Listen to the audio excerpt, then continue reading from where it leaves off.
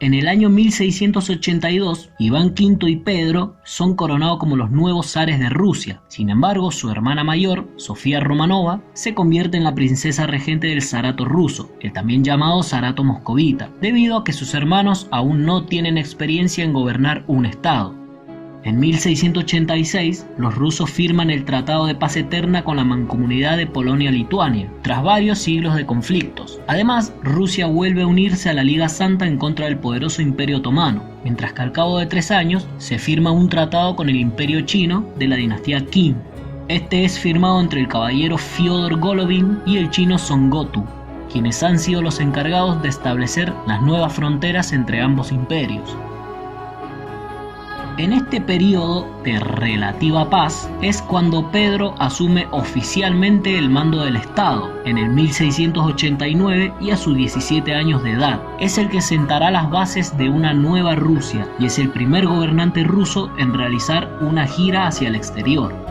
Con el zar Pedro, Rusia vuelca su mirada hacia el oeste, hacia Europa, declarando abiertamente ser su hermana pequeña y que quiere aprender de ella, con el objetivo de modernizarse. En febrero de 1696 muere Iván V y Pedro queda como el único gobernante de toda Rusia.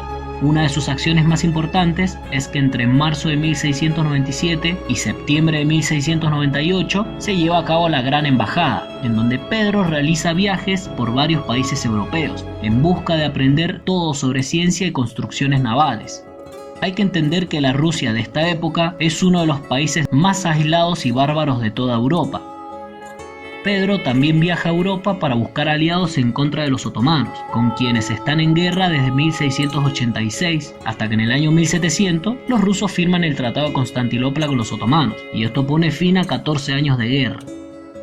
Pedro entiende que los avances que se han producido en Occidente pueden resultar muy buenos para la sociedad rusa. Le gusta mucho más la sociedad occidental que la oriental, y por ello viaja a países como Polonia-Lituania, Prusia, los Países Bajos, Inglaterra, Austria y Venecia, pues quiere aprender lo máximo posible de estos estados modernos.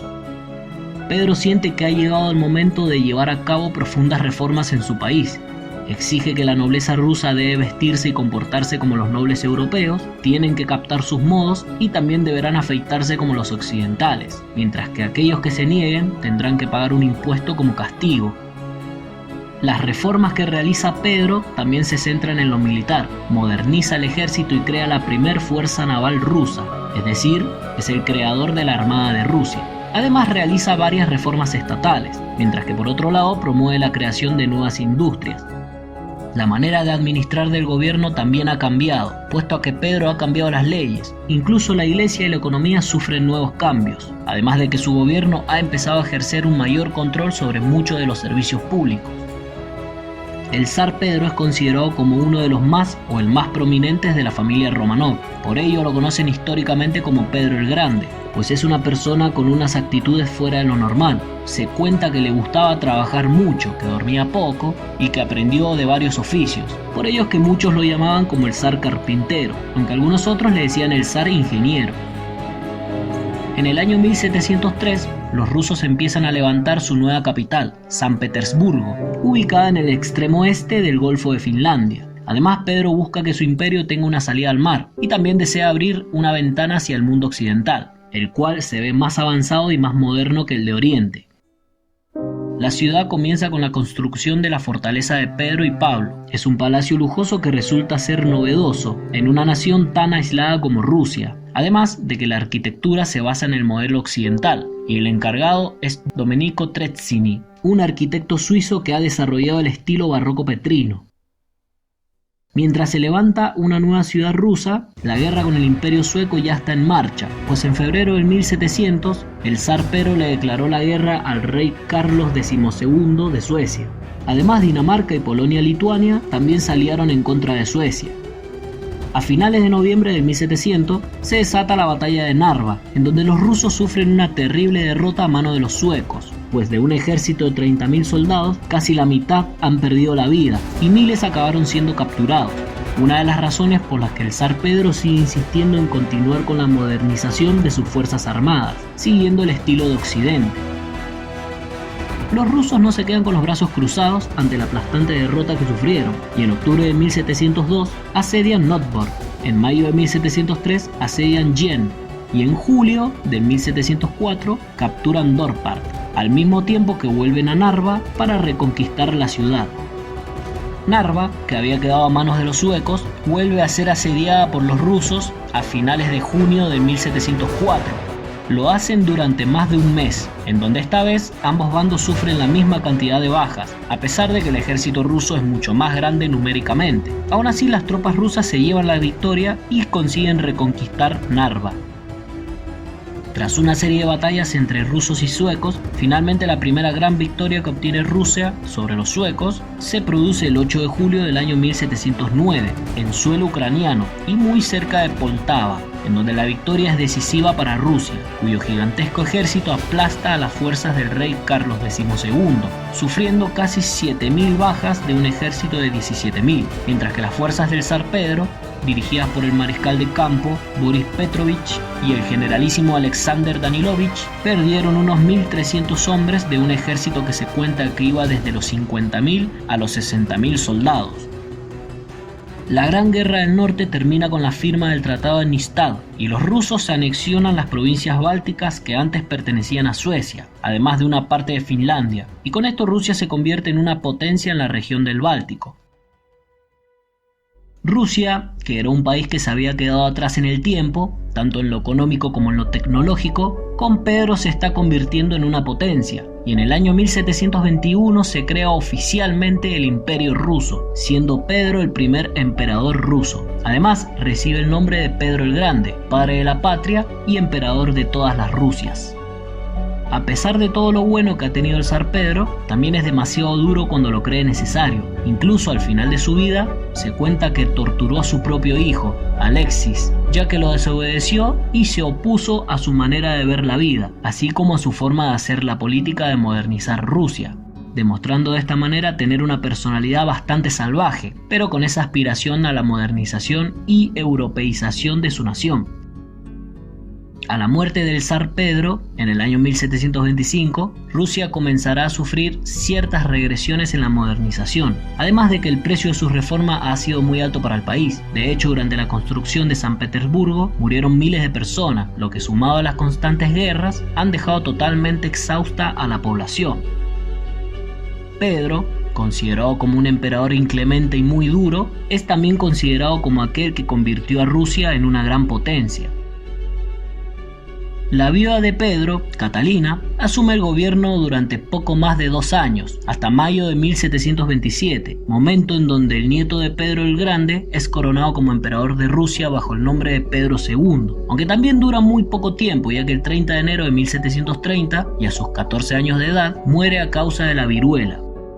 Ana Iánova es coronada como la nueva emperatriz de Rusia. Es la sobrina de Pedro el Grande y su mandato dura 10 años, en los que Rusia entra en 2 nuevas guerras, una en una guerra civil de sucesión polaca y otra con los otomanos. Además se cuenta que desde la muerte de Pedro, uno tras otro, los emperadores rusos no han hecho nada por continuar con su legado.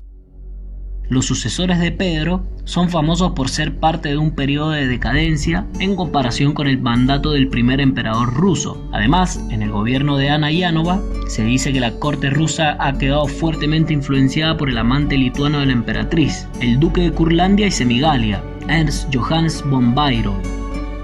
Pero no todo es guerra, pues el gobierno de Ana es también conocido por financiar la segunda expedición de Kamchatka, la cual tiene el objetivo de descubrir y cartografiar el este de Siberia, por lo que el explorador danés Vitus Bering es contratado por Rusia por segunda vez para realizar el trabajo. Vitus Bering, que fue contratado por Pedro el Grande para llevar a cabo la primera expedición de Kamchatka, vuelve a realizar un viaje hacia el este y tiene éxito. Llega al continente recién descubierto por los europeos, América. También descubre y explora Alaska, así también como varias de las islas del norte, las Auletianas, las Komandorsky, las Kuriles y también descubre la isla Bering, además de hacer una evaluación cartográfica bastante detallada de la costa norte y noreste de Rusia. El 28 de octubre de 1740 muere la emperatriz Ana Iánova, Su nieto y recién nacido, Iván VI, sería supuestamente futuro gobernante, pero la hija de Pedro el Grande, Isabel, toma el poder e Iván VI es conducido a prisión, en donde estará en cautiverio hasta su muerte, en julio de 1764, cuando a sus 23 años de edad murió durante un intento fallido por rescatarlo. Se dice que la nueva emperatriz rusa es muy vanidosa, es extravagante y posee varios amantes, aunque es de fuerte liderazgo, en medio de una época de gran tensión entre las potencias europeas. En 1757 se desata un conflicto que ocupará casi toda Europa y también más allá del continente, debido a que algunas de las potencias que luchan tienen colonias fuera de Europa. Es la llamada Guerra de los 7 años, en la que la emperatriz Isabel decide aliarse a Francia y al archiducado de Austria en contra de Prusia y Gran Bretaña. En este nuevo conflicto, los rusos deben enfrentarse a un estado que, al igual que Rusia, está creciendo en poder. Es un reino que se está volviendo cada vez más poderoso y también empezará a dejar atrás a sus vecinos alemanes. Se trata de Prusia. El 23 de julio de 1759, los rusos obtienen una victoria sobre Prusia en la batalla de Kei, gracias a que el comandante prusiano, von Wedel, decidió avanzar sobre un ejército ruso mucho mayor en número y sin esperar refuerzos. El 12 de agosto del año 1759, tropas rusas y austríacas se unen para enfrentarse a un ejército prusiano en Kunerdorf. Además, la alianza supone el doble de efectivos que las fuerzas del famoso tercer rey prusiano, Federico II, cuyo ejército acaba siendo derrotado, siendo esta la primera gran derrota del rey prusiano. A pesar de la victoria, los rusos y los austríacos no aprovechan el momento para seguir con la ofensiva y la conquista, pues además de que están demasiado agotados, no actúan como un equipo.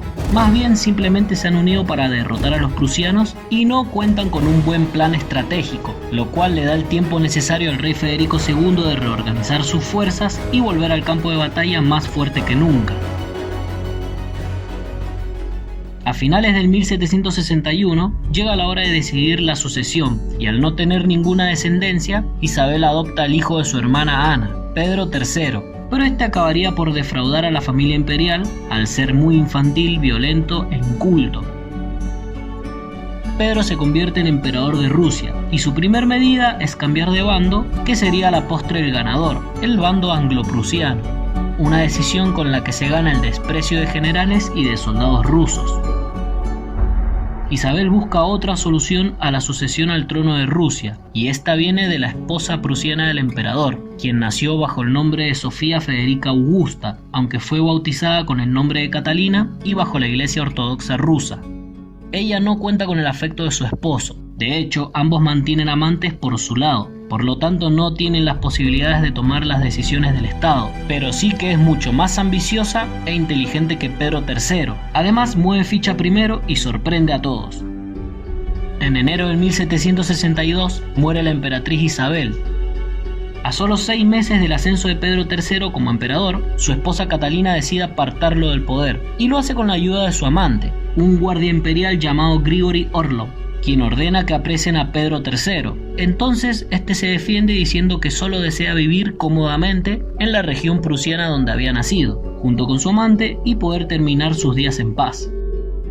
Por orden de Catalina, Pedro III es llevado al palacio de Ropscha, en donde supuestamente tendría una vida cómoda hasta su muerte natural, pero al cabo de una semana es asesinado. Es entonces que Catalina es coronada como emperatriz bajo el nombre de Catalina II. Y finalmente, Pedro el Grande tendrá una sucesora digna de él, pues con Catalina II, Rusia llega a niveles impensados, y también se ganará el apodo de Catalina la Grande, pero eso es historia para otro video.